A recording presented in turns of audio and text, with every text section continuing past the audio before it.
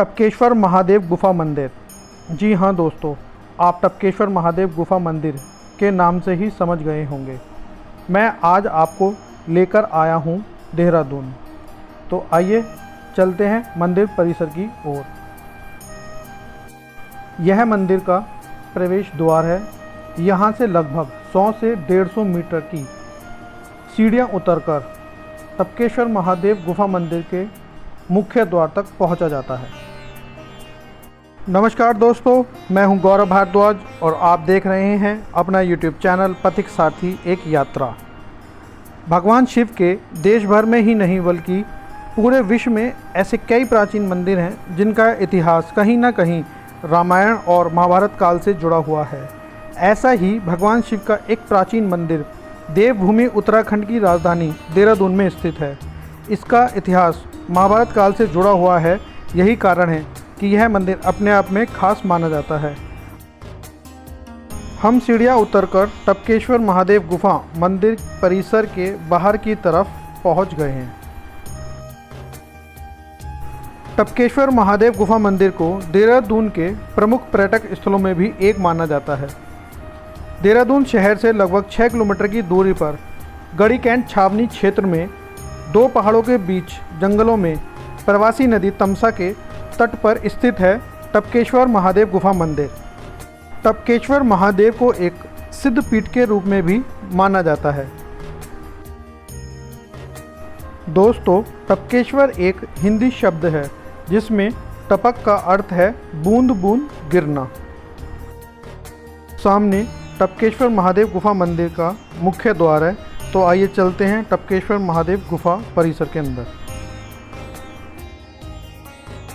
टपकेश्वर गुफा के अंदर आपको प्राकृतिक निर्मित व मानव निर्मित डिज़ाइंस का सौम्य संगम देखने को मिलता है। ऐसी मान्यता है यहाँ पर ही अश्वत्थामा के माता पिता गुरु द्रोणाचार्य व कृपि की पूजा अर्चना से प्रसन्न होकर भगवान शिव ने उन्हें पुत्र प्राप्ति का वरदान दिया, जिसके बाद गुरु द्रोणाचार्य के यहाँ अश्वत्थामा का जन्म हुआ। कहा जाता है कि अश्वत्थामा ने अपनी माता कृपि से दूध पीने की इच्छा को जाहिर किया, परंतु उनकी माता अपने पुत्र की यह इच्छा पूरी नहीं कर सकी। तब इच्छा पूरी न होने पर अश्वत्थामा ने भगवान शिव का घोर तप किया, जिससे प्रसन्न होकर भगवान शिव ने उन्हें वरदान स्वरूप गुफा में दूध की एक धारा प्रवाहित कर दी। तब से दूध की एक धारा शिवलिंग पर टपकने लगी, जिसने कलयुग में जल का रूप ले लिया। इसीलिए यहाँ पर भोलेनाथ को टपकेश्वर कहा जाता है। मान्यता यह भी है कि गुरु द्रोणाचार्य ने इसी स्थान पर भगवान शिव से अस्त्र शस्त्र और धनु विद्या का ज्ञान प्राप्त किया था। इस स्थान को गुरु द्रोणाचार्य ने बसाया था, इसीलिए इस गुफा को द्रोण गुफा के नाम से भी जाना जाता है। आप टपकेश्वर महादेव शिवलिंग के ऊपर गुफा की छत से जल की बूंदों को गिरते हुए स्पष्ट रूप से देख सकते हैं।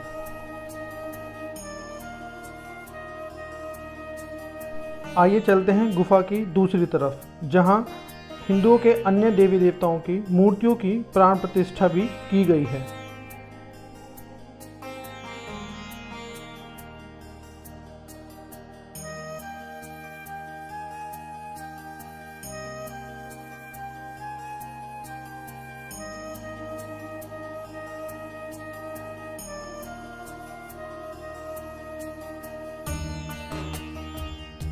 वैसे तो टपकेश्वर महादेव गुफा मंदिर में शिव भक्तों का तांता रोज ही लगा रहता है, परंतु महाशिवरात्रि के दिन यहाँ एक बहुत बड़े मेले का आयोजन किया जाता है, जिसमें दूर दूर से शिव भक्त भगवान शंकर को जल अर्पण करने और भोग अर्पण करने आते हैं, जिसका दृश्य वहाँ देखते ही बनता है।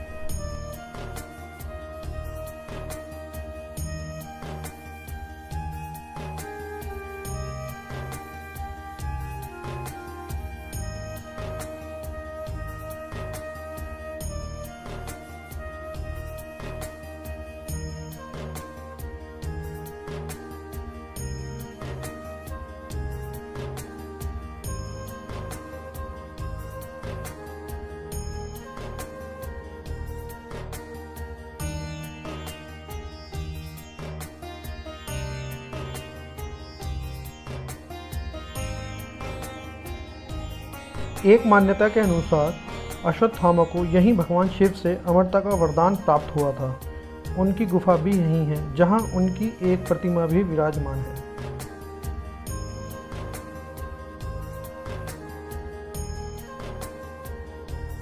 हम आ गए हैं टपकेश्वर महादेव गुफा के बाहर और यह है तमसा नदी, जिसके किनारे पर बसा है टपकेश्वर महादेव गुफा मंदिर। यहाँ तमसा नदी की गहराई 1 से 2 फुट तक की है और जल का प्रवाह भी बहुत कम है, इसलिए आप अपने यात्रा और ट्रैकिंग की थकान तमसा नदी में स्नान कर मिटा सकते हैं। यहाँ तमसा नदी को पार कर दूसरे छोर तक जाने के लिए एक लोहे का बहुत सुंदर ब्रिज बनाया गया है। यहाँ महादेव के अवतारों में से एक पवन पुत्र हनुमान की 20 से 25 फुट तक की हाइट की एक मूर्ति भी बनाई गई है, जिसका नज़ारा देखते ही बनता है। यहाँ एक बहुत सुंदर प्राकृतिक गुफा भी है, जिसमें आप केवल बैठकर ही निकल सकते हैं, जिसमें आगे चलकर आपको माता वैष्णो रानी के पिंडी रूप के दर्शन होते हैं।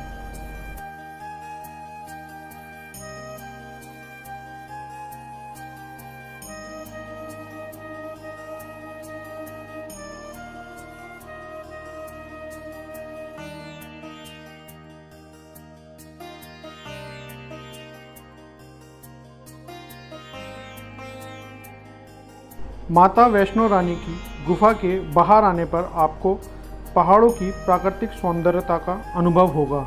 यहाँ पर भी हिंदुओं के देवी देवताओं की मूर्तियों की प्राण प्रतिष्ठा की गई है, जो देखते ही बनती है। यहाँ से कुछ ही दूरी पर एक पहाड़ की ओट में बनाया गया है माँ काली का मंदिर।